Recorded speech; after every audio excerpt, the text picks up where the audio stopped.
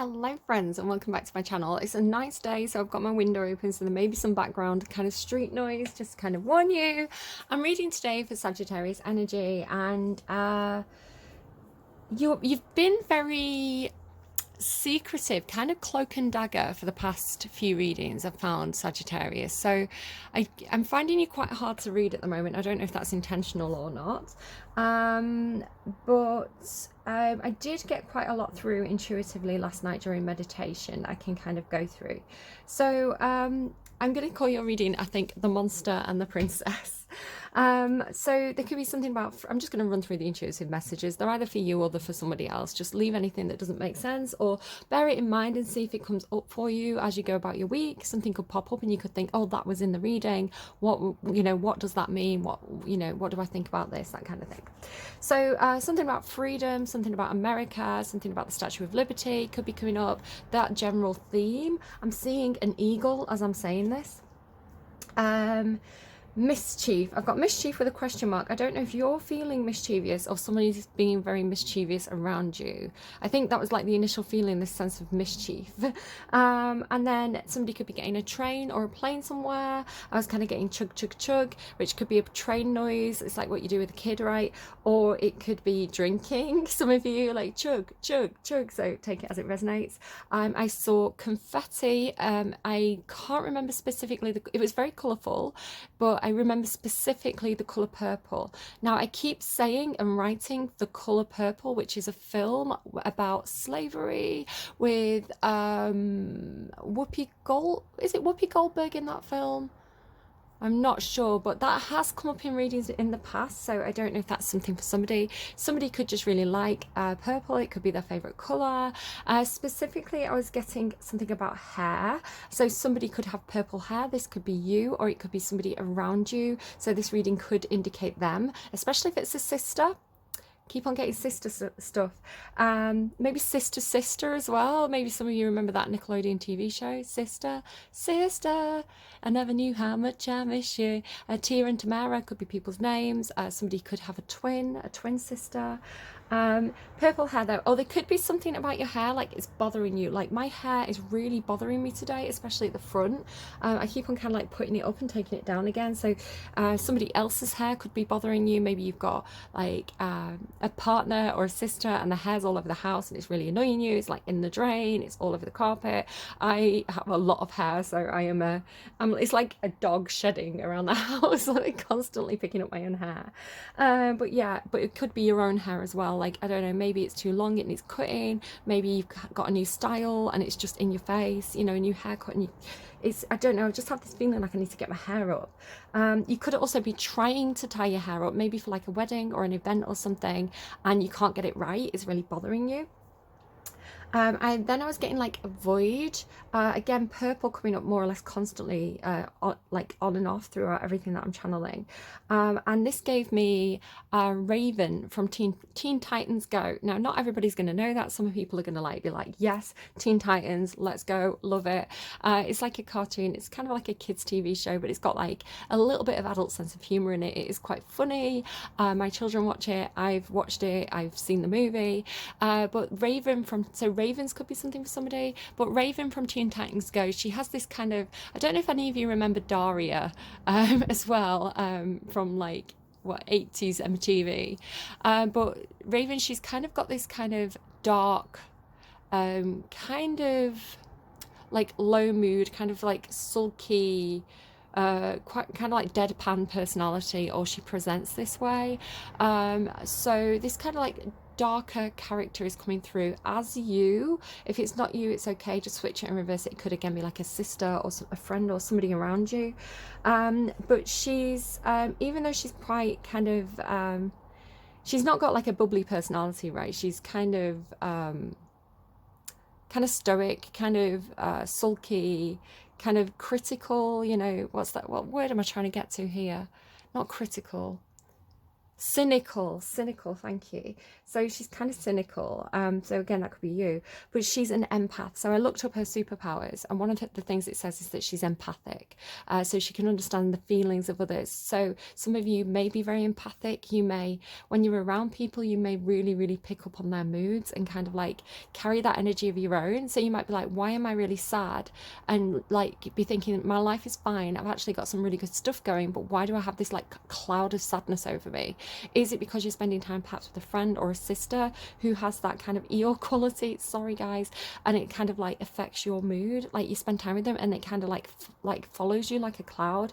You may want to like just look up and Google kind of how to wash energy off you and things like that, like a salt bath and things like that. I don't tend to have to do it, but I am aware that sometimes I pick up on energy and feelings that are not my own and don't make sense to me.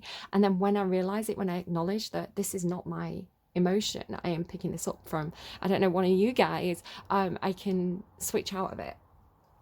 So that could be something for somebody, I don't know, everybody has different ways of managing the moods.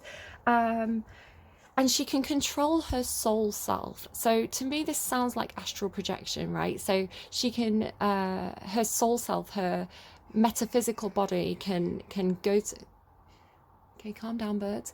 Like can go to, it's interesting, birds are flying as I'm talking about like astral projection. She can kind of leave her body and kind of like go and fight crime in the astral realm and things like this. And she can create portals. So all this kind of stuff, you may feel like these are something that, you know, you tend towards if you are particularly interested in kind of like magical abilities. I guess it's not magic. I always think magic is just science we haven't discovered yet, right? It's like if you went back 200, 400, 600 years and we did something like that we understand now, like that we learn about in school now, you know, people would be like, it's magic. You know, if we used an iPhone in front of a medieval peasant, they'd be like, witchcraft, you know, like, why have they got a tiny human in that tiny box? So it's like, we understand it now because we understand the science of it. So it's not magic. I think magic is just undiscovered science. So what else? Adventure time as well. So you're getting a lot of stuff about cartoons, especially cartoons with kind of a darker character. And so this is where I got the monster and the princess. So I was kind of channeling Raven from Teen Titans Go, and I mentioned it to my daughter, and she sent me this song that the character Marceline sings. I think she's kind of like a vampire, but she's kind of friends and has a bit of a relationship with this princess character who's very bubbly. So again, if you think about Teen Titans Go, if anyone knows that cartoon, you have Raven, who's kind of the dark character, and the other girl, is she called Stargirl or something? And she's kind of like this really bubbly girly alien. So this is where I'm getting this dual relationship from. And again, it could be you and a sister. Again, switch and reverse the roles as need be, but one being particularly like sullen perhaps, and one being particularly bubbly. Could definitely be something for someone. So yeah, I'm a little bit soft, she sings.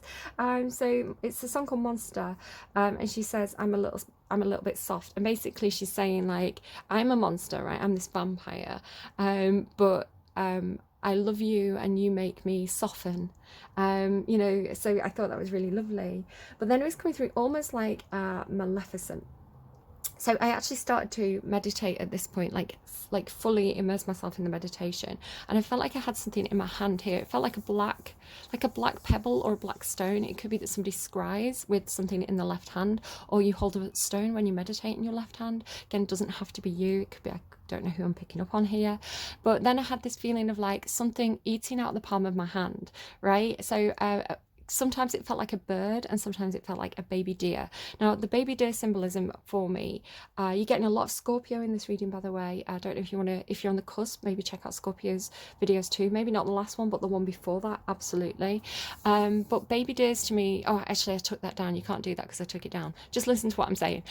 So it got too personal.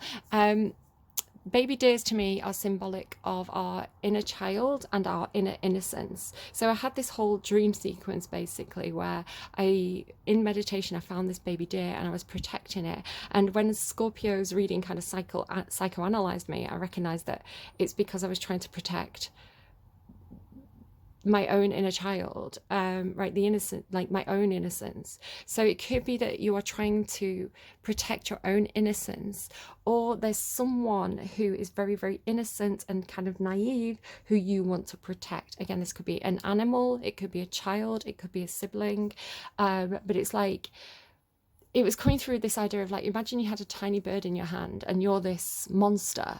It was like, like this bird eating out of the palm of your hand and being aware that you could crush it, right? Being aware, it could just be a flash, right? A flash of a thought, or a flash of, you know, like a dark thought that pops up into your head where you think, you know, stupid bird, you're so naive, I could eat you right now, you know, that kind of thing. I thought, this is so my daughter. She's got a real, she's kind of like a mix of both, and maybe you're a mix of both. Maybe this is two sides of your personality, this bubbly social princess character, and then this kind of like darker version of yourself, right? I think we're all, none of us are like a flat 2D character. We're all kind of mixed humans who have different feelings on different days, and, you know, different moods and this kind of thing. So they're showing to me, as I'm saying this, like the geese at a local park that I go to, I go and feed them quite often, and this summer I've been to see them a lot, and I've been feeding these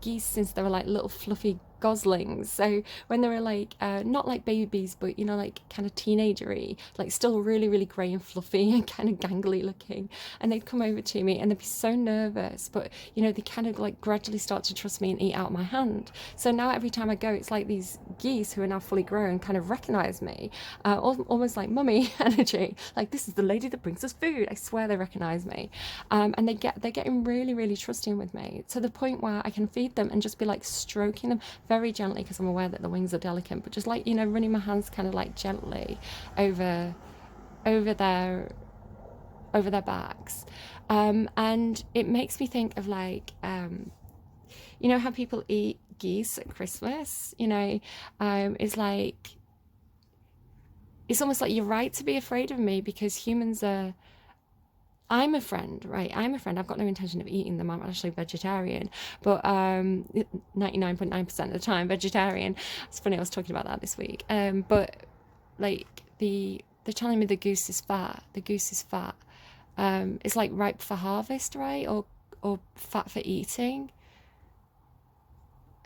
But you're coming through with this energy of like, it's almost like it's surprising you, Sagittarius. They keep showing me like Maleficent's face as well. You know how Maleficent's kind of like, oh, stupid, you know, stupid girl kind of thing. This attitude towards Aurora, but she's absolutely like, she has a heart. She's protecting her. She's, you know, she's not going to let anything bad happen to her. She's kind of in love with her. Like, I think she's like a mum, isn't she? But she's kind of in love with her. I don't know. I can't remember the film that well. So yeah, you're coming through with this kind of like, it's almost like, to you, it's like unsettling. It's like, okay, so I've got this creature that's eating out the palm of my hand. I've got this stupid, naive princess who trusts me, and I'm this monster. And I could crush them, but I don't want to, which is the curious thing. It's like, I like them. I like them being here, you know, and it's like, again, it's almost like, I don't know if they represent your own inner child, like the part of yourself that perhaps you want to protect, you know, your own, you know, whatever your vulnerable part is. And if you're like, I'm completely impervious, like, I don't think that's true. I think we all have a vulnerable part. We all have like an Achilles heel, right? So that scared child inside you, it's like, or that naive child inside you that perhaps got once hurt or disappointed, it's like you see it in them. And so it's bringing out this protective energy, almost like maternal protective energy, where it's like, you know, I've only known Arlo for a day and a half, but if anything happened to them, you know, like that kind of thing. But I think it scares you. I think it scares you because it's almost like you see this affection for this creature as a weakness. It's like you see it as a vulnerability. But at the same time, I want to say it's not, because it's actually giving you something to fight for. It's giving you a reason to... It's actually empowering you in a way, because it's like, could you imagine if someone else hurt that thing? It's like the rage that you would feel. So that protective energy is actually incredibly strong. And I think you're starting to recognize the the protective energy is stronger than the energy that is like, I would feel powerful if I did this creature harm. It's like you have more power from the protection. It's the way it's coming through. It's very, very dark, but I mean, Sagittarius, you have your moments. So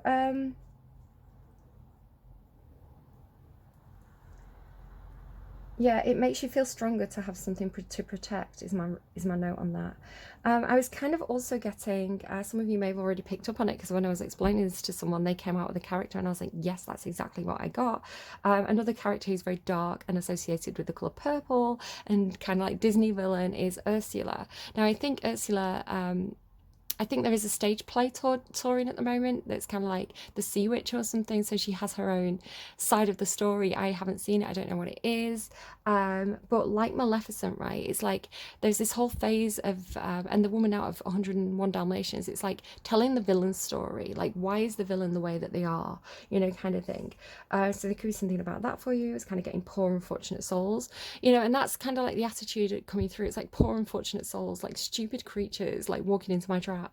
And then I again was kind of clarifying. I was like, what's going on here? What am I not understanding? What do I need to, like, what's the threat here? Like, what are you protecting this creature from? And the song that randomized was The Man by the Killers. So again, it could be perhaps a young naive girl, again, that inner deer, right, who's the Jane Doe inside us all, who's like you know, wandering into kind of the wolf's nest. Is that a thing? The wolf's nest, the lion's den? Do you know what I mean? Like you know, perhaps having affection for a man who's not all that. So the Man by the Killers is a really curious song, because it's, if you just listen to the words, it's kind of like, to me, it's like it's a positive song, and it's the kind of song that you put on when you're strutting down the street, you've just been paid, you've got a new outfit on, you're going out with the lads, you're feeling good, you're looking good, it's like, I'm the man, you know. It's that like little ego boost, or feeling like you've got your mojo going.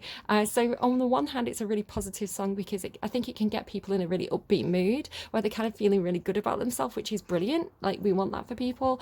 But it comes with this message of like, just be careful that your ego isn't getting the better of you. Because if you watch the music video, it's like it has these characters who are not having the greatest time, right? They go in kind of showboating and showing off, and you know, people are kind of like not buying it. So I'm not quite sure what the message is of that. But on Spotify, the actual the video that plays when that song's on, it's got purple confetti on it, or confetti that is in a purple light. So that was really interesting to me. It's like a confirmation. Now, there could be something about a sister as well. Like, I keep saying this, but it's like, it could be that it kind of feels a bit like love triangle, like somebody, their sister, and then the person that perhaps they've been getting into a relationship with, where it's like almost like something a sister has said has made you realize something. Or again, you could be the sister. It's like the sister has said something that's got into somebody's mind, and it's like, remember what your sister said. So it could be like going into a new relationship, but remembering your sister being like, right, you meet in a public place, you don't sleep with them on the first night. It's like your sister giving you like rules to protect you, or vice versa, right? Or it's like being in a relationship with somebody, and then it feels like that's the female version, and then this feels more masculine. But again, gender can be very fluid in my readings. So the more, if you identify as masculine, if you are the man, right, maybe having a bit of an ego trip or something, it's like you suddenly remember something your sister said, and suddenly it's like, suddenly it makes sense. See this siren?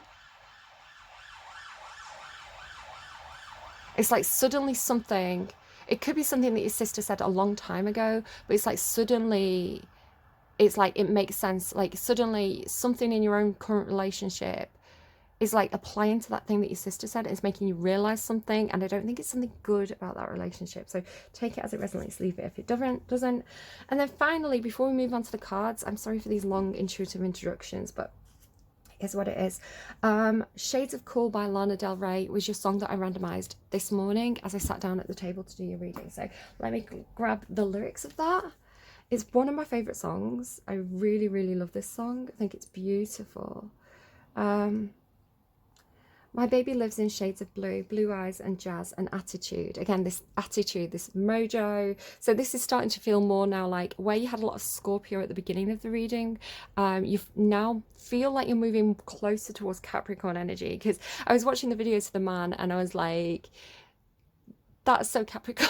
Like, sorry, Capricorns. Like, because Capricorns have had a really hard time. It's like, you know, I feel like life kicked them when they were down for a while, and then it's like I can feel their ego on the rise, right? And I think I was saying in the last reading, you're getting your mojo back, but a Capricorn in the full mojo, the full ego trip is a bit much.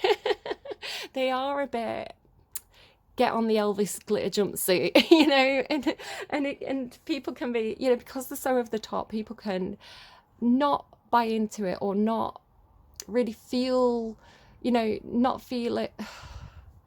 I don't know. People can sometimes resist it because it's so overconfident, right? It could be Leo as well, but you don't. It is, you don't, if that's you, right, it's like you don't have to impress everybody doesn't have to love you. As long as you love what you're doing, that's the good thing, right? It's kind of like your life at the end of the day, and if you're enjoying, you know, putting on the it's funny as I say that I'm looking at this, it's kind of a bit, my kids got a hold of it and they've damaged it. It's the Kate Moss range for Topshop, like this kind of like sparkly scarf, but yeah, like gold sequins, very Capricorn getting dressed up. Not all of you, right? I don't know. So if you're on the cusp, I don't know if that's a message, like don't let your ego get the better of you to the point where you get obnoxious with it. Okay. My baby lives in shades of blue, blue eyes and jazz and attitude. He lives in California too and drives a Chevy Malibu. So someone could live in California, someone could drive a Chevy, somebody could live in Malibu. And when he calls for me and not for you. He lives for love, he loves his drugs, he loves his baby too. But I can't fix him, I can't make him better. So this theme of fixing people has been coming up for the last... maybe the last whole set of readings. Somebody got fix you, was it Virgo, I think? And this theme keeps coming up for me kind of off camera. It keeps coming up in different songs, and but this concept of trying to fix someone, it's like it's a very Virgo thing, because Virgo's idealistic. So I don't know, you could check and see if you've got Virgo in your chart, or your sister has Virgo in their chart if you've got one, or your partner, if you've got one, has Virgo in their chart. But Virgo's a very critical sign, a very nitpicky sign, because they aim for perfection. So if you were in a relationship, and this is my thing as well with Virgos, like I love Virgo energy. Like I am the project for so many Virgos. They take me under their wing, they look after me, they save me from myself. But they are critical, and even if they're not saying out loud, you can see it in the face that, you know, they disapprove of something that you're doing. So I always do feel like this energy of like not, it can damage your confidence, that kind of over critical. And I'm guilty of this too as a Libra as well. Like I can be overly critical, and it's difficult because you want to give people feedback, but you don't want to destroy the confidence, right? I don't know. But that idea of like fixing someone, I can't fix him. Like, why do you want to? It's not anyone's job to fix anyone, right? People have to, you know, if there's something, perhaps like an addiction, you know, people always say that person has to fix themselves. Like, yes, you can support, yes, you can advise, but at the end of the day, if that person doesn't want to get better, that you can't make them better. Like, it has to come from within. I can't fix him, I can't make him better, and I can do nothing about his strange weather. So again, it could be somebody else around you who has this strange weather to them, this kind of morose quality. But you are unfixable. I can't break through your world, because you live in shades of cool, your heart is unbreakable. My baby lives in shades of cool, cool heart and hands and aptitude. He lives for love, for women too. I'm one of many, Bonnie's blue. I feel like it says Bonnie's blue, but I feel like it's like one is blue. I'm one of many, one is blue. I feel like some of the words to this are wrong, because I feel like it's, but you are invincible. I hear it as invincible. You are invincible. I can't break through your world. I'm one of many, one is blue. I'm going to read it the way I hear it. And when he calls for me and not for you. He prays for love, he prays for peace and maybe somebody new. But I can't help him, I can't make him better, and I can do nothing about his strange weather. Because you are, I think it's invincible, but it is unfixable. I don't know. Your hot, hot weather in the summer. Hi, hi, neglectful lover. You're crumbling sadly.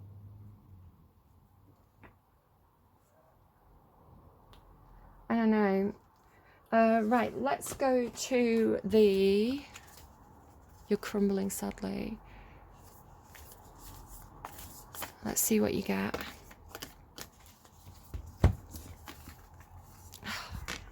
Love, love, love, love, love, love, love. Unconditional love and romance, sex, passion, the kiss. Yeah, it has that feeling of like, because it's such a beautiful song, especially if you listen to it and you listen to kind of like the harmony of it and the sounds of it. It is a song about love, and it is about loving somebody who can't be fixed and can't be saved, you know. And it's like loving someone despite them being damaged and despite them being flawed, right? So I don't know, it's a really, really beautiful song. Beautiful. My Manchester came out there. Really beautiful. That sounds more London than Manchester. I can't do accents. I can do an accent and be like, that sounds like that accent, and then I try and do it like intentionally and yeah, it doesn't. It's something completely different. I'll try and do Irish and it sounds Indian. I shouldn't do accents at all. Okay. Love as desire, eroticism and sensuality. Though Eros, I'm only going to read this card because I've read this one a few times and it basically just, no, do you know what? I will read both. Okay. Eros, love as desire, eroticism and sensuality. Though Eros can be depicted as unbridled sexuality and eroticism, a more contemplative understanding of this archetypal energy leads us to the root of desire itself. What do we long for? Why are we awakened by love? What makes us hesitate in the face of intimacy? Eros reconnects us with the primal longing to merge with another human being, nature, music, art, plant, food, or anything that we perceive that we are separate from. Eros allows us to momentarily unite. Our heart embraces otherness, and in doing so we further understand our own. Our life force awakens. This card is an inevitable initiation into love's labyrinth. That was a tongue twister. This card reveals an inevitable initiation into love's labyrinth. You may find yourself swirling in new territory of desire and sensuality. Explore the labyrinth with a curious and honest heart, and remember, though the way is circuitous, you are always being led towards its centre. When light, passion, playfulness, sexual health. When dark, madness, projection, and obsession. Go deeper. Love Sonnet 11 by Pablo Neruda. Basket of Figs by Ellen Bass. The Hindu goddess Lalita, she who plays, can help activate Eros energy. She is also known as Kami-Shivari, Empress of Desire. Plato reminds us that Eros can be experienced as platonic love. It is activated when we witness beauty and truth in our world and when our barriers soften. So this is the energy of Venus. So you could be connecting with a Libra or a Taurus, or have that energy in your chart if you look at your full placements. Because, I mean, the energy affects all of us at some point or another. So it feels like an opportunity to not necessarily hook up with somebody, right? It could be like, we'll have a look at your full reading in a minute, but it's like maybe you're going to get an opportunity to get closer to someone and kind of like experience that kind of physical intimacy. For others of you, it's just, what are you longing for? What are you desiring, and why are you desiring it? Is there something outside of you that is, are you projecting something? Is there something outside of you that you desire because you feel like it's something lacking in yourself?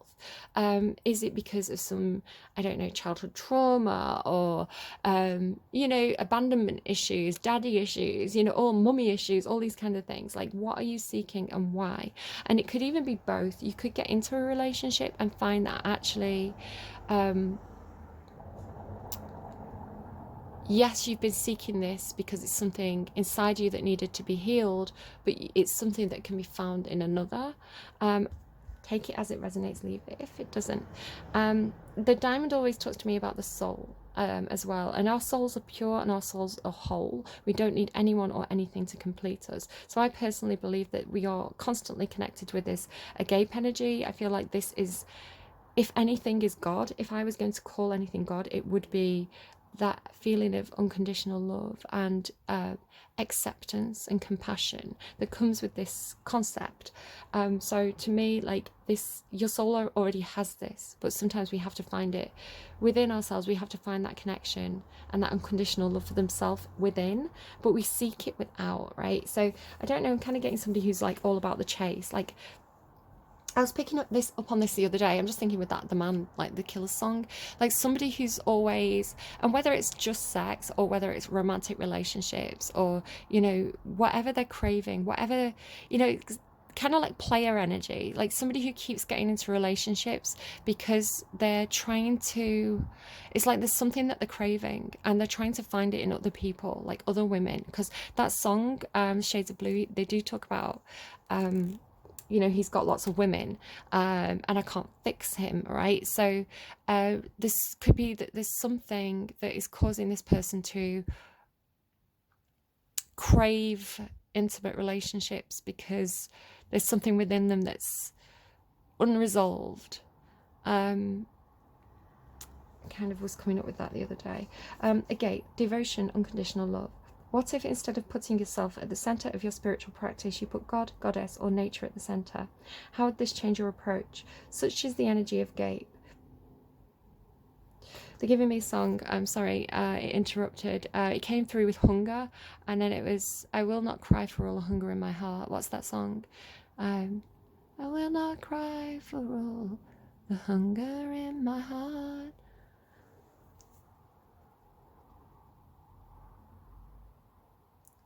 Just 'cause you're raising the bets and call the shots now on me. It's Girls Aloud, call the shots.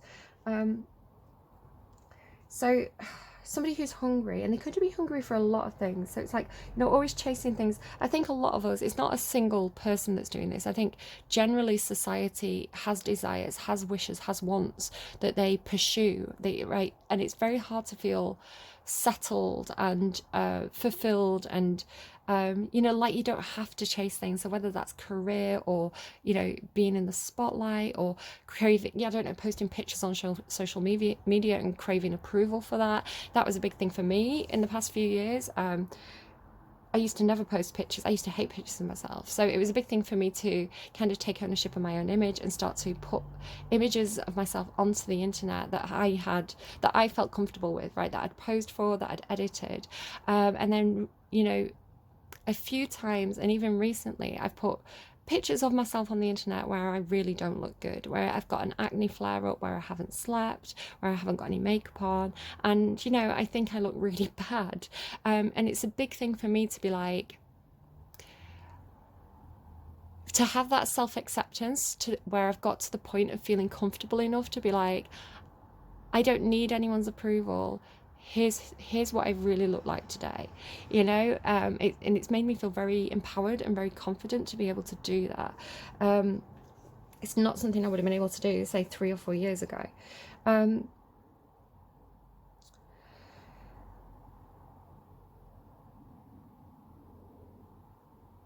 Because I'm not craving, the crux of that is that I'm not craving that approval from social media, right? I'm not craving that, like, I don't know, I think a lot of the time we chase things like, if I had that career, you know, everybody would think I was really successful. Or if I had that girlfriend, maybe, you know, everybody would be like, oh, he's the man. You know, it's like, it's trying to, it's feeling inadequate, feeling inadequate in who you are. It's funny, Capricorn had that thing about the confidence in my own name. Sorry, I mentioned the Scorpio and Capricorn because I'm kind of, you know, Sagittarius is your birthdays are kind of along a timeline, and some of you are really close to Scorpio and some of you are really close to Cap. So I think you get a little bit of that energy coming in from either side. But yeah, the confidence you have in your own damn name. Interesting stuff to think about. I'm going to leave the agape card there. It just says, what are you elevating? Where does the sacred ladder you climb ultimately lead to? So it really is asking, what do you desire and why? And how can you find that acceptance where you're not trying to fix anyone? You are loving people for who they are, including their flaws, right, including their faults. And it's that energy of like a mother with a child with some kind of addiction, where it's like, you know, yes, I'm gonna have to draw boundaries with you because I can't, you know, give you free access to my bank account or anything like that, but I'm gonna support you. And if you need somebody to give you a lift to go to therapy, I'll do that. You know, this is how I can help you. Or even like, I can't help you, but I can't support you in the way that you want me to support you, but I will always love you unconditionally. Like, that love is never going to change. It could just be something like that. I don't know. That's really nice though. Love and agape, they are really beautiful cards. So let's try and speed up so I'm not an hour long again. So who is Sagittarius, please? Who is Sagittarius? Now, why is that Nine of Swords in reverse with the Devil there? Capricorn energy again. Virgo energy. Scorpio energy. Virgo energy.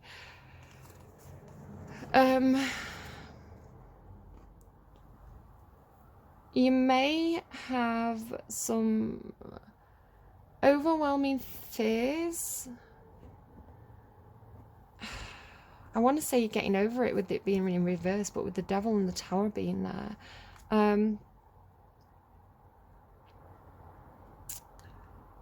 You could become very aware of your own shadow. You could become very aware of your own dark side.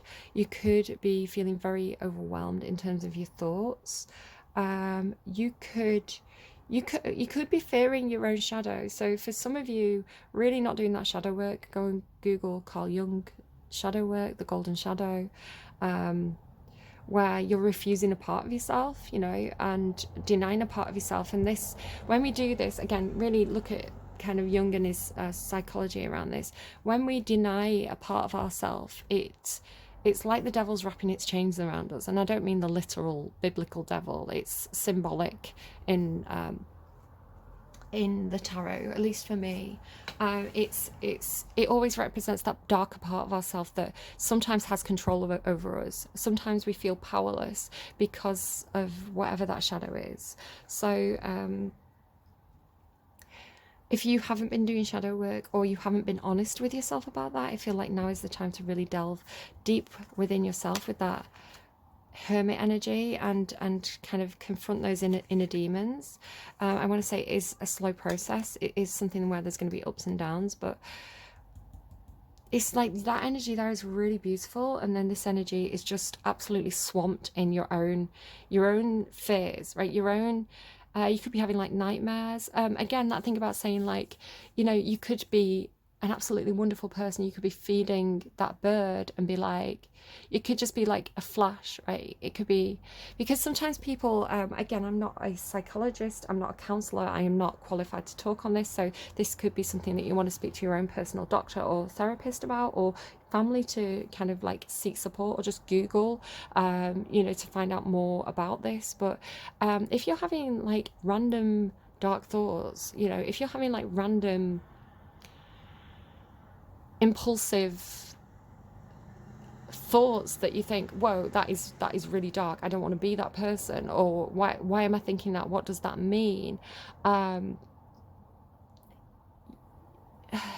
me just get, I was Googling this recently, so let me just get this up. Okay, so if you're experiencing this, I want to say it's something that everybody has these moments, okay? It's absolutely normal to have a dark thought. You know, I had it when I was feeding the geese. I don't think it makes me a terrible person. It's just an awareness. It's not something I was going to act upon, and it's not something that I became particularly worried about, because I just let it pass. The problem happens, according to when I've Googled it, when people focus on it or overanalyze it, then it becomes something that becomes particularly distressing, and this is where you may need a little bit of help with it. But it says intrusive thoughts are unwanted thoughts that can pop into our heads without warning at any time. They're often repetitive, with the same kind of thought cropping up again and again, and these can be disturbing or even distressing. Okay, so I'm going to read this out. It's from a website called WebMD. Now we all know, like, we shouldn't Google our symptoms, but I do feel like this page is quite informative. And if any of you, it's not going to be for all of you, it could just be for one of you. But if this is coming through in a reading, I want to make sure I give it proper time, because people do have, you know, difficult moments and difficult things to deal with. So if this is coming up in a reading, I want to be respectful and kind of help you out with the advice side. But again, I'm not professionally trained to do it, so do go and seek your own professional counsel. But it says, have you ever had an unwanted thought or image get stuck in your head? Usually you can ignore it and move on, but sometimes it keeps popping back up. You don't want to have these sticky, uncomfortable thoughts, so why do they happen to you? They're called intrusive thoughts, and nearly everyone has them from time to time. They can range from random images. So do you hear that? Do you hear that line? Nearly everyone has them from time to time. They can range from random images to disturbing and violent ideas like punching someone in the face or hurting yourself. They're usually harmless, but if you obsess about them, which is here, this is obsessive energy. If you obsess about them so much that it interrupts your day-to-day life, this can be a sign of underlying mental health problems. Intrusive thoughts can be a symptom of anxiety, depression, or OCD. Okay, so I think if it's getting to that point, you probably do need to go and seek some help, seek some counselling. They can be sexual thoughts, they can be violent thoughts, they can be negative thoughts. You can have other thoughts as well, like paranoid thoughts. So I've skim read that, but if you want to look more about that, if you want to look up this website yourself, it's intrusive thoughts at webmd.com. It says what you can do, and it says at the end of the day, most intrusive thoughts are just thoughts. They're not a red flag or a signal that you actually want to do the disturbing things that you're thinking about.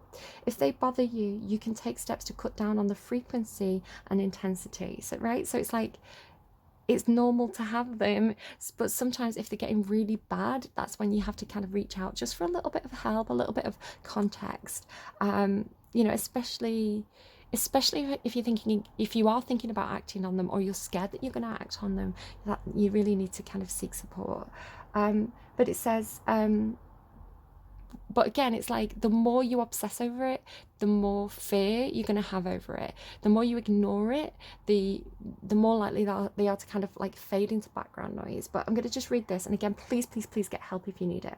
So it says, you can recognize and label them for what they are: intrusive thoughts that you can't control. Just let them linger instead of trying to push them away. Accept that they will pass eventually. Give yourself time for them to fade away. Prepare yourself for unwanted thoughts to come back. Continue to do whatever you were doing when the intrusive thoughts flooded into your head. Okay? And it says what you shouldn't do, according to WebMD, and again, I'm not qualified to give professional advice, I'm taking it off this website, so you could go and speak to a professional, they may have a different view on this, but according to WebMD, if this is helpful, don't act or engage with these random repetitive thoughts. Don't try to question why you're having them in the first place. They're just there, right? Don't look for meaning behind them, and don't suppress them. If you do this, you may fixate more on them. This can be hard to do, but over time, being less sensitive to intrusive thoughts can reduce the emotional effect that they may have on you. It also helps you to feel more in control of them. Okay, so guys, if that's not you, and you're thinking, wait, what? You could just be really stuck in your head about something that you're obsessing over, right? It's like you're obsessing over it, you know, the fears are getting the better of you. And if that's not you at all, maybe this just isn't your reading. We'll see. We're going to pull more cards and see what comes out for you guys. I want to reassure you all as well, you know, sometimes our brains can do really weird things to us and really trip us up. You know, and I think a lot of us fear that we're terrible people, right? But just, I don't know, again, just reach out to somebody who's trained to deal with these things. Could be some sort of event or party for you, some kind of get together. There could be something happening about your home. Right, let's just move on because I'm waffling. Right, well, there's the unconditional love. It also landed on a gate almost there. Okay, feeling like your heart is being flooded, feeling like you are absolutely flowing over with emotions about something new. So this could be something, a new phase in an old relationship. It could be a new person coming into your life. It could just be new feelings about a situation, but it's new feelings, and they're overflowing, and they're very, very positive. It's divinely guided. You've also got the Six of Pentacles there. Let's keep going. Communication there, Eight of Wands, or action. You want to communicate, you want to take action. Magician, Empress. Whoa, strong energy in your thoughts. If you feel like if you're worried about losing control of your thoughts, this energy here is showing me that you're in full control of your thoughts. Actually, you've got nothing to worry about. You could, why did that get off the table? A decision, but something's off the table. I'm going to see what it is. Six of Cups. Could be something about children. Maybe, you know, I don't want to have children. Could be something about the past. The past is off the table. Could be a soulmate connection. This soulmate connection is not on the table. I don't know. So in your action space, yeah, somebody's expressing feelings. Whoa, yeah, there's something going on here. This is spicy. There's something really healing happening here as well. Okay. But look, there's that fear. There's that fear. Right, let's put these away because I'm going to use these to clarify, and I want to see if they come back out again. So, your strongest, sorry, I've got an itchy face. Your strongest energy, the strongest cards are the Magician and the Empress in the mind. So this is saying to me, you have the power to manifest whatever you want. You're in a really, really high vibrational energy where you recognize that you have all the tools at the disposal to manifest the life you desire, or the person that you desire. Down here you've got something going on with expressing feelings and being either you being very, very confident. I want to say it's you because it's lining with the Empress. Feeling magnetic, feeling attractive, feeling like you're the man, right? Whatever your gender is, it's like you've got your mojo going.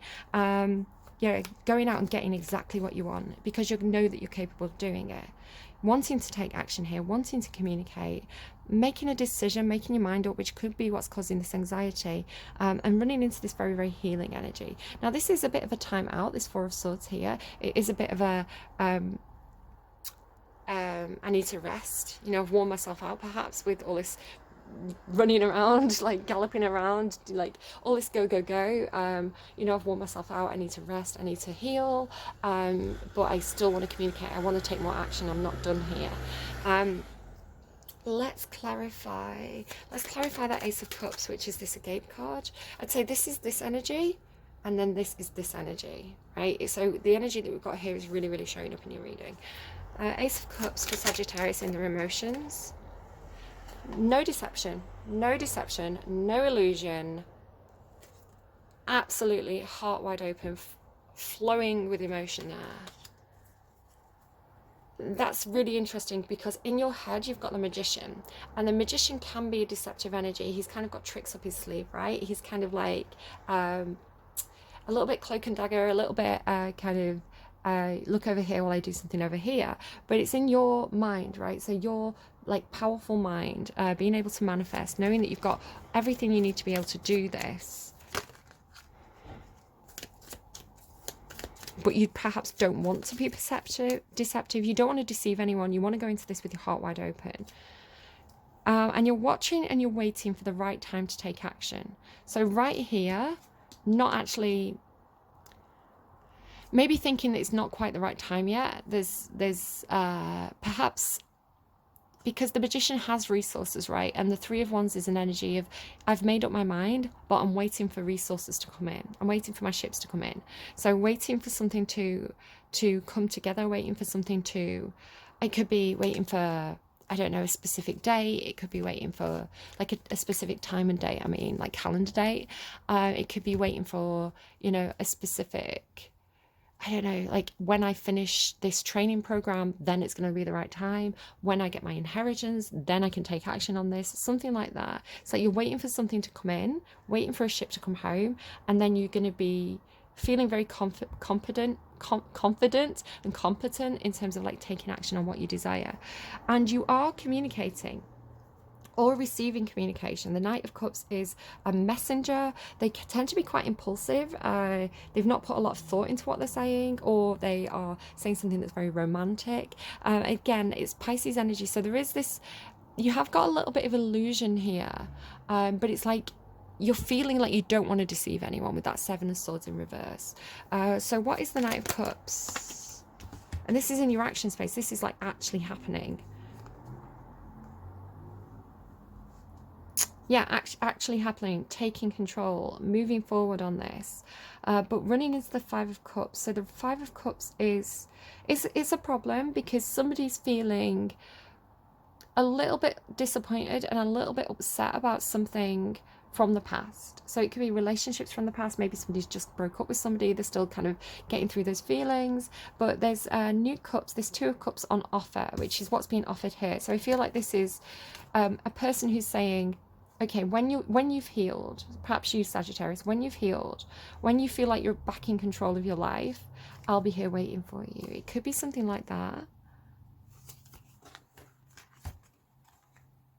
Like, I'm waiting to move forward on this. That's kind of what that feels like. What is the Six of Pentacles, please? Whoa. Three of Pentacles. So in your heart space here, in your emotions, you're feeling like you want to, you want to collaborate on something with a group. You know, there's teamwork involved here. So there could be friends that could help you with something, especially if there's something you want to take action on. Again, it doesn't have to be a romantic relationship. It could be a work project. It's like getting your friends together to help you with this, because everybody has different perspectives. Everybody can put, you know, everybody can come to the table with different ideas or different skills and different knowledge. And then up here in the Six of Pentacles is a card about making things right, recognizing that somebody is in a position to give and somebody's in a position to receive. So sometimes with the Six of Pentacles and the Three of Pentacles, this might signify that there could be somebody who can invest money into a project, but they can't invest time and they don't have the creative vision. So you might have somebody who's kind of like an angel investor or a like a silent partner, but it's like, I'm coming in with the money, you do the, I always say it's like if you use the analogy of like flipping a house, right? So you might have a group of people, maybe like family members, and you're like, right, we're going to flip this house. You know, cousin Mike, he's got a lot of money, but he doesn't really have, he's really busy with work. He doesn't really have the time to come and decorate the house. He's going to just give us like a load of money. You know, Aunt Sally, she's got a really good eye for detail and decoration. You know, she's going to be really good with like the vision of the project, like what it should look like at the end. You know, my brother Steve, he's you know, a handyman. He knows how to actually, you know, plaster the walls. So it's like this coming together of different people. But this card here, the Six of Pentacles, shows me that yes, there may be somebody who's investing money, but they could also be somebody who's investing knowledge, creative vision. There's like different things being brought to the table here. It's not just about the money, which is funny because Price Tag was playing yesterday. Price Tag by Jessie J and Carmen Queasy, which were both giving me this feeling of like doing something, not chasing money, right? Not chasing fame or celebrity or money or notoriety or anything like that, but doing something because your heart's in it. The Empress. Why is the Empress here in your thoughts? Clarify, please. Any more information on that? Blocked, death, Sun, the Hermit in reverse. Wow, I don't know how to read this, right? The Empress, so in your thoughts. So you could be thinking about your own mother or a mother figure. You could be thinking about somebody who's like a boss to you, like a senior female boss. You could be thinking about your partner, your wife. You could be thinking about yourself being in Empress energy. So the Empress, she's all four queens of the tarot. So the wonderful thing about the Empress is because she's all four queens, she's adaptable. So sometimes she's going to be really good at giving advice. Sometimes she's going to be really good at getting out on, you know, on the shop floor and kind of like speaking to the customers and actually doing things. Sometimes she's going to be like, I don't know why that came out, so somebody could work in a shop. Sometimes she's going to be, you know, looking after the kids. She's got all those different roles that the four queens have, and she's kind of like a full package. You know, she can do whatever she needs to do at the time, and that doesn't mean that she has to be like super mum or anything like that. She doesn't have to be like doing everything herself. You know, she is capable of delegating as much as the emperor would be, but she knows that she can step up and do what needs to be done. She's also brilliantly creative, especially with that Queen of Wands there. So there's a huge amount of potential to have a rapid growth when the Emperor shows up in a reading. So this is all going on in your thoughts. Again, it could be you recognizing that what you bring to this table. You could be like, even like, yes, I can't give you the money, but I've got the skills and I've got the knowledge to invest something in this situation. So it's like being very aware of what you offer. The Hermit card in the reverse,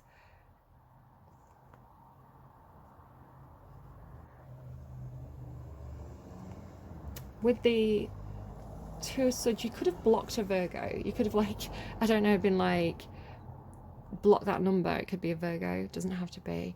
It could be something to do with your own connection to your own inner guidance, your own inner wisdom has been blocked in some sort of way. It's a crossroads, but there's some kind of, feels like there's some kind of blockage, almost like the are they called chucks under the wheels of the chariot? The, you know, the blockage that's stopping the chariot from moving. It's like this is showing some kind of like cross swords, like some kind of conflict, or like checkmate or something like that, because I don't know, whatever this is, I feel like that situation is coming to an end. And you're going to have this sense of where you felt very stuck here. You're going to have a sense of freedom here, growth, expansion, happiness, seeing things very, very clearly. So that's quite hard to read, but with it ending in the Sun, ultimately it's going to work out. Like, the Sun is the most powerful card in the whole of the tarot, the most positive card. Queen of Wands. Why is the Queen of Wands here? There's some kind of lack of success, but I feel like, yeah, look, with the Sun there as well. You've had something where you've not had success in something, or you've not had people cheering you on, right? You are not getting the recognition you deserve, but it's not stopping you. Like, that Queen of Wands is still on that horse. She's still doing what she wants to do. She's still doing what makes her happy. She's still doing what she's passionate about, and she doesn't need the applause, right? If she gets the applause, and a lot of the time the Queen of Wands characters, they get a lot of attention, they get a lot of praise, attention, they get a big following perhaps on social media because they're so confident, because they're so, you know, the confidence they have in their own damn name. I love that phrase. You know, they don't have to answer to anyone. They're not playing the algorithm. They're not towing the line. They're just passionate and wild and free and doing what they know they're good at, right? So I love the Queen of Wands. She's probably one of my favorite queens. Like, I don't know. So yeah, it has that feeling of like, it doesn't matter. It doesn't matter if people understand what I'm doing. It doesn't matter if I have success. It doesn't matter if people see my contribution. What matters is that I'm doing what I want to do because it makes me happy and it makes me feel free. Why is that there?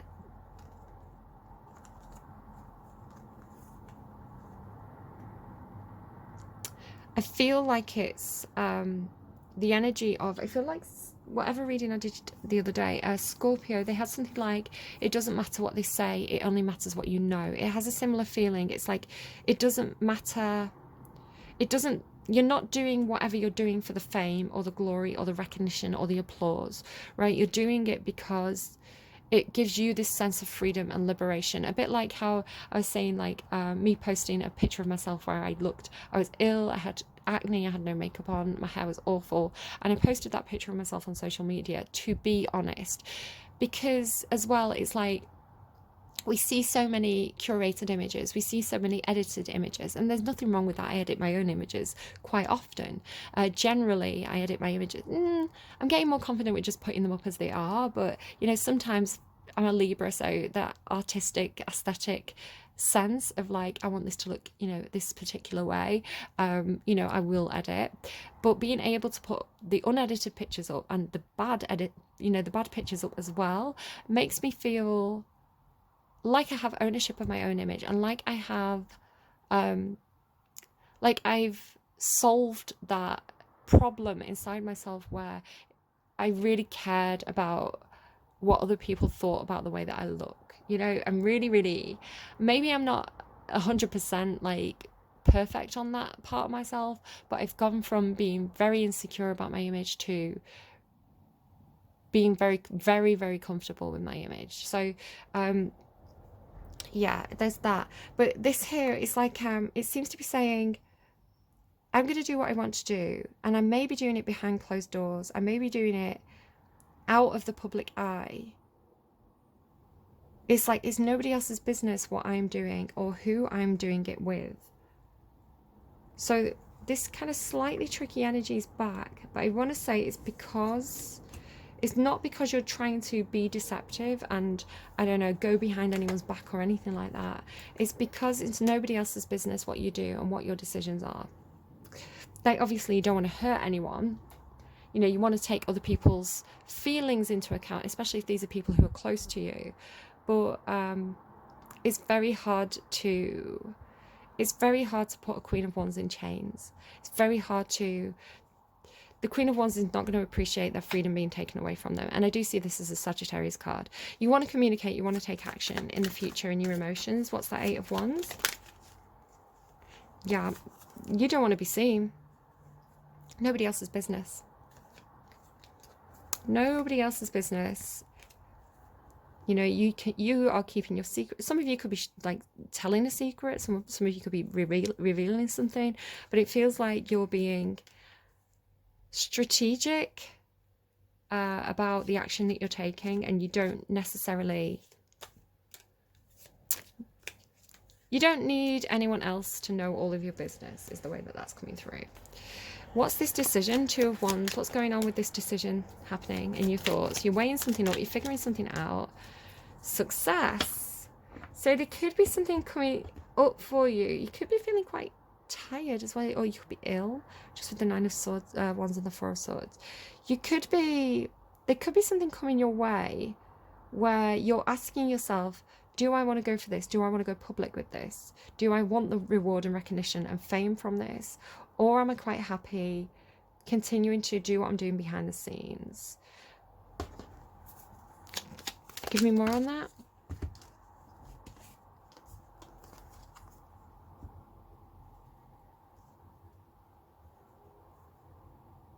You don't want to miss out on an opportunity, or you could be missing out on an opportunity. This is not taking an offer, missing out on an opportunity.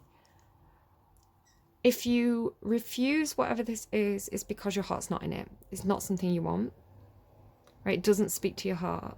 It feels hollow.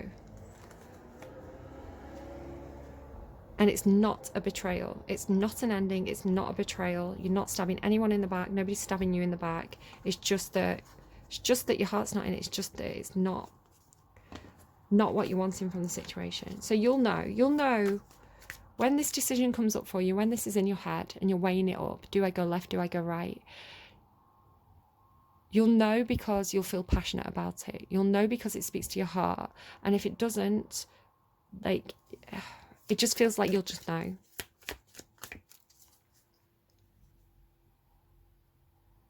What's the 4 of Swords, please?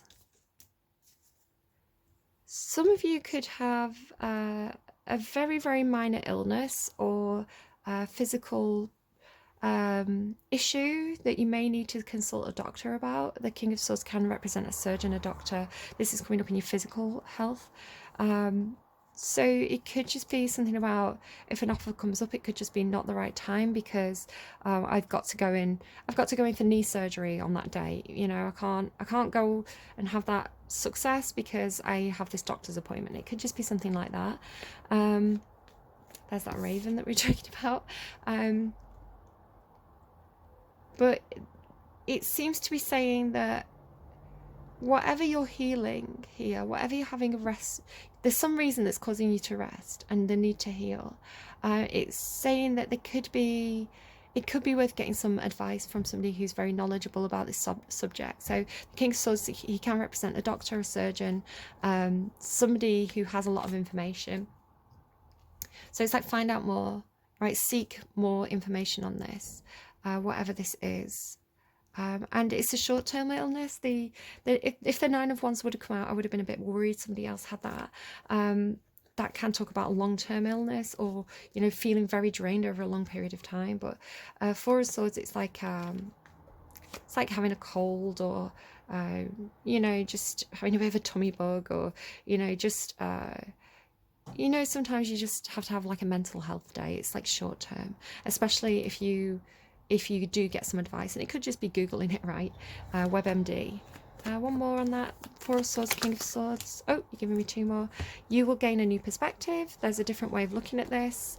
Again, there's this thing about like a payout. Some of you could be getting some kind of insurance claim if you've been, you know, medical insurance or something like that. I don't know. Maybe you're waiting for medical insurance to go and have an operation. I feel like there's an opportunity to almost feel young again, to feel excited again, to feel passionate again. So I do feel like, interesting, it almost looks like they've got a walking stick here.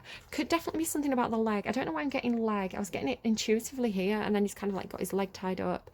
He's got kind of, looks like he's got a walking stick. So for some of you, it could be some kind of leg issue, leg problem, you know, knee issue, ankle issues. I was talking about Achilles heel before, where you just have to, you know, it could be a sprain. I'm not wishing that on anyone or anything, by the way. But yeah, it's like finding your feet again, relearning something. And it's relearning something, but it being really exciting and really something that speaks to your creative passions. Why do my readings keep going over an hour? I talk too much. Advice for my Saggies. Advice for my Saggies. What was I saying? All that glitters is not gold. How did I know? Who's a good tarot reader? Who's a little bit psychic? Is it me? I'm a little bit psychic, but I never know what anything means until it actually plays out. I'll get psychic messages and they'll always be 100% correct, but I will interpret them wrong, which is funny to me. I don't know. Essential meanings: a need to see beyond the superficial, the desire to don a mask or dress something up to disguise its true nature, trying to be something you're not, chasing after every sparkly new thing, being mercurial. Mercurial is, I associate with Virgo energy. The first time I ever heard that word, mercurial, because I guess it relates to Mercury, the planet, was somebody describing Virgo energy.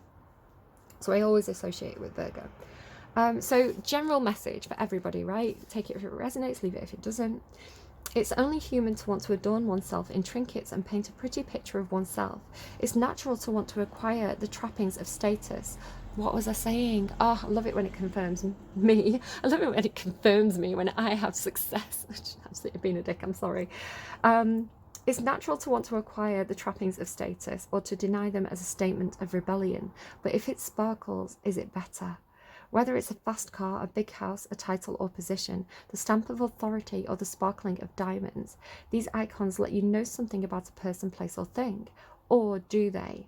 The truth is that people seek to acquire things because of what they will do for them and how they symbolically will elevate them and make them more attractive. This card's signal, again, is out external, right, rather than it being something that's internal. This card signals that it's time to see beyond the adornments and probe underneath the surface. Learn to recognize the masks people wear and the motives underlying them. Imagine that all the glitter is gone. Would you still desire the object or person? And that's another reason as well why making the decision to kind of post these very, very unattractive but real images on social media. You very quickly learn who your real friends are, who your real supporters are, and the people who are only there because they want to bang you, or I don't know, because they've put you on some sort of pedestal.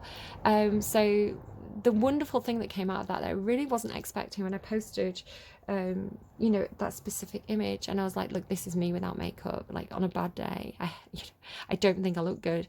The amount of support, the amount of people that said, I still think you're beautiful, I still think you're beautiful with or without makeup, or you're a beautiful person on the inside, or or thank you for showing this picture because I also worry that I'm not attractive enough, or I also like have problems sharing my photo online, and to see you looking like a normal human being is really, really satisfying to me. Some of you may be interested in a YouTube channel called Stephanie Lang, so Stephanie Lang with an E on the end, and she does brilliant videos where she looks at influencers, not in a way where she's trying to knock them down and kind of belittle them or make fun of them, but in a way where she's saying, look, what you see on Instagram isn't necessarily real. You know, people don't really have waists that are smaller than their heads. You know, these are edited images. And then she'll show you these pictures of these influencers with like paparazzi shots, or just in like, you know, unposed and just kind of like going about the daily life, and they just look like normal human beings rather than some kind of like cartoon Barbie. And it's she says, looking like a cartoon Barbie most of the time. Like maybe cartoon Barbie's mum is my vibe. Yeah, really, it's a good channel.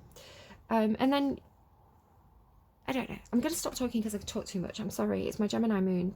Blame my Gemini moon, my Libra Mercury placement. For those of you who are specifically asking about a relationship, somebody that you're a friend or somebody that you're romantically interested in, sometimes we try to become something we're not to impress others. We embellish a story a bit, add in some dramatic elements excuse me, to make us more appealing. I sometimes add dramatic elements or really kind of ham something up to be more entertaining and to provide a sense of like fun and atmosphere. It's not necessarily to make me be more appealing. Sorry, I'm psychoanalyzing again. I've got a Sagittarius Mars placement. I think actually a lot of the time when I'm telling some kind of like big kind of over the top story, I'm normally the butt of the joke.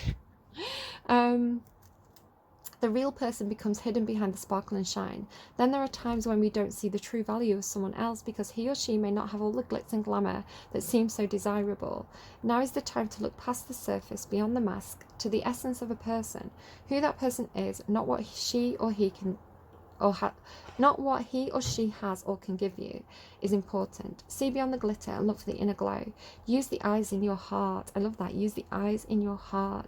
Let go of the artifice and let what is the authentic shine. It's making me think of doing yoga. I do yoga with Adrian on YouTube, and she was doing this one. I think it's called Celebrate. It's one of her recent ones. And she kept on talking about having your heart shine forward. And I felt like a Care Bear every time I did it. I was like, you know, Care Bears like shine from the tummy, but I was like, you know, like one of them has like a little heart on the tummy, and kind of like in my head I was imagining like my heart shining forward with like a big rainbow, like a Care Bear. I don't know why that's funny to me. I don't know why I shared that, because I'm goofy, but there you go. So for those of you where this is career, sometimes an opportunity looks so good that it glitters like gold and you just can't resist it, especially when it appears others are doing so well and have hit the mother lode. Simmers shout out. During the American gold rush, everyone hurried west to find their fortune, and then deserted entire towns after the mining depleted the gold veins in the earth. So too can you deplete yourself as you chase after the latest shiny thing that has caught your eye. There is a mercurial quality. See, again, there comes in that like womanizer energy, right? The latest shiny thing that's caught your eye. There is a mercurial quality to your present circumstances. Pay no attention to those who chase after the fool's gold. Resist the temptation to be jealous of others. What they have achieved may not be the true success you seek, so don't compare yourself to them. You only see the surface right now, only the sparkle. Be assured that you will experience your own shining moments if you stick to what you know. All that glitters may not be gold for you. And I mean, if you're playing the system as well, right? If it's your job to be in the spotlight in some sort of way, or to present a certain like career-wise, if I was, I don't know, if I was like Dua Lipa or something, right? If I was a singer, you know, it's very, very important to, in terms of like, I don't know, sponsorship deals and, you know, self-promotion of people wanting to book you at their venue to present a certain image. You are selling yourself as a brand. So if you're doing something for a career where you've cultivated a brand image and you have to kind of very carefully curate that, that is definitely something that people do in terms of like industry. But don't confuse yourself with your brand. You are a human being and you are flawed, because all human beings are flawed. So don't let your ego go to your head. Don't kind of feel like you've become this two-dimensional brand character. You know, you are a fully fleshed out, complicated human being, and it's okay if you only show that side of yourself to your closest family members and your closest friends and colleagues. That's okay too. I think there is a time and a place to kind of to have that cultivated brand. You know, if that is what you want, it's not a bad thing, it's just a false thing, right? So if something's being artificial, it doesn't mean it's bad. You know, if you think about canderel, right, artificial sugar, that's kind of gross. But if people really have that sweet tooth and they can't have sugar because of like diabetes, you know, that canderel is like really really beneficial in that moment, even though it's artificial sugar. So artificial doesn't necessarily mean bad, but it's good to recognize that it's not real. I'm going to close out the reading there. I hope it was helpful to you. Do have a look in the description box down below, where there'll be some more songs that may pop out at you and give you a bit of a light bulb moment or a bit of advice or guidance. If you are suffering with really bad mental health at the moment, or you know someone who is, please do have a look at what support is available to you. It could be that if you don't have access to free healthcare, maybe there's funding available, or you know, different groups that you know, offer subsidized or charity-based healthcare. But please do look at your options and don't suffer in silence, because that's quite worrying. Look, there's that success again. Yeah, after the deep soul searching, you're going to have success, but you have to make sure you're being authentic, right? You have to make sure that whatever you're doing comes from the heart, comes from within. Right, take care, and I'll see you again soon, Sagittarius. Bye bye.